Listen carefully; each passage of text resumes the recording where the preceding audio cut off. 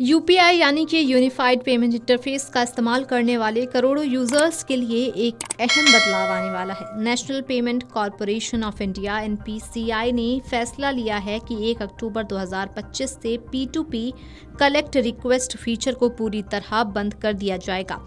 इस फैसले का मकसद डिजिटल लेन देन को और सुरक्षित बनाना और बढ़ते ऑनलाइन फ्रॉड पर लगाम लगाना है।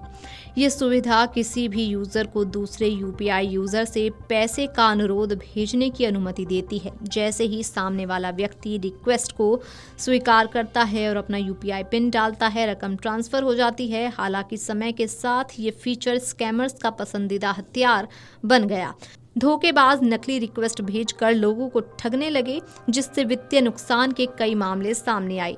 एनपीसीआई ने साफ किया है कि ये रोक सिर्फ P2P कलेक्ट रिक्वेस्ट पर लागू होगी। मर्चेंट्स 1 अक्टूबर के बाद भी इस सुविधा का इस्तेमाल कर पाएंगे। हालांकि व्यापारियों के लिए KYC नियमों को सख्त करने की योजना है ताकि धोखाधड़ी और कम की जा सके।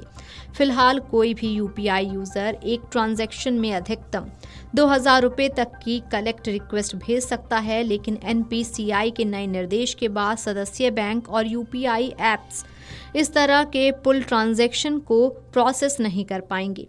एक्सपर्ट्स का कहना है कि इस बदलाव से बहुत ज़्यादा परेशानी नहीं होगी, क्योंकि यूपीआई के कुल लेन देन में पुल ट्रांजैक्शन का हिस्सा मात्र 3% है।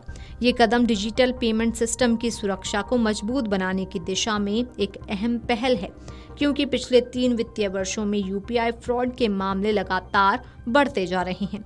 वित्त राज्य मंत्री पंकज चौधरी के अनुसार 2017-18 में जहां केवल 92 करोड़ यूपीआई ट्रांजैक्शन हुए थे, वहीं 2024-25 में ये संख्या घटकर 18,587 करोड़ हो गई। ये 114% की CAGR compound annual growth rate दर्शाता है, जो भारत में डिजिटल पेमेंट की बढ़ती लोकप्रियता का सबूत है।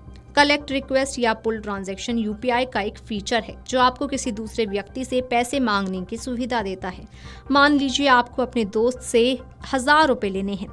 आप अपने यूपीआई ऐप में जाकर दोस्त की यूपीआई आईडी डालेंगे और 1000 रुपये की कलेक्ट रिक्वेस्ट भेजेंगे। आपके दोस्त के पास एक नोटिफिकेशन जाएगा और जैसे ही वो अपना यूपीआई पिन डालकर उसे अप्रूव करेगा, 1000 रुपये आपके खाते में आ जाएंगे।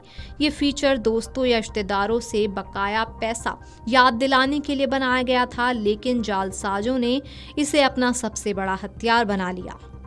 एनपीसीआई ने पहले भी इस धोखाधड़ी को रोकने के लिए कलेक्ट रिक्वेस्ट की सीमा को घटाकर 2000 रुपये प्रति ट्रांजैक्शन कर दिया था।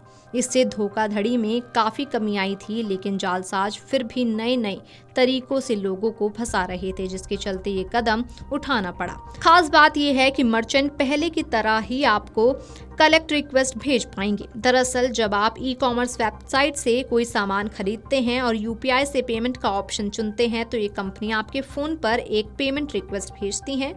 आप उसे अपना पिन डालकर अप्रूव करते हैं तो भुगतान पूरा हो जाता है। ये प्रक्रिया पहले की तरह ही चलती रहेगी। आप पहले की तरह ही किसी को भी QR कोड स्कैन करके मोबाइल नंबर से या यूपीआई आईडी से सीधे पैसे भेज पाएंगे। सिर्फ पैसा मांगने वाले फीचर को आम लोगों के लिए बंद किया गया है।